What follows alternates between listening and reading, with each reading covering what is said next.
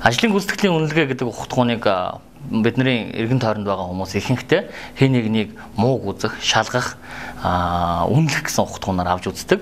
Тэгэхээр ажлын гүйцэтгэлийн үнэлгээ гэдэг зүйл бол байгууллага дээр шударга хэсэг тогтоож яадаг ухтгуун юм а гэдэгт бид нар анхаарлаа сайдар төвлөрүүлэх хэрэгтэй.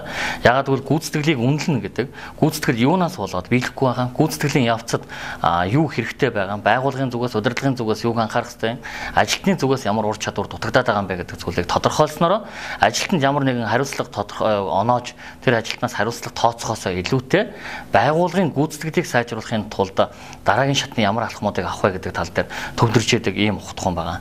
Тэрнээс ч ажлын гүйцэтгэлийн үнэлгээ бол хэн нэгний цалин хөлсийг хасах, хэн нэгний шийтгэл хариуцлага тооцох тухай ойлголт биш юм аа. Өөрөөр хэлбэл ажлын гүйцэтгэлийн үнэлгээ гэдэг зүйлээс хэн айдгүй гэхээр хамгийн бүтээмжгүй, хамгийн чадваргүй, удирдах чадваргүй, бүтээмжийн төвшин доогуур хүмүүс бол гүйцэтгэлийн үнэлгээнээс айдаг. Харин хамт олонтойгоо эвсэг, ур чадварын хувьд чадварлаг, бүтээмж өндөртэй ажилтнуудын хувьд бол гүйцэтгэлийн үнэлгээ гэдэг зүйл бол тэр хүний өөрийг нь хинбэ гэж тодтогч өгдөг. Өөрөөр хэлбэл гүйцэтгэлийн үнэлгээ гэдэг нь зөвхөн байгууллагын хувьд үр ашигтай биш.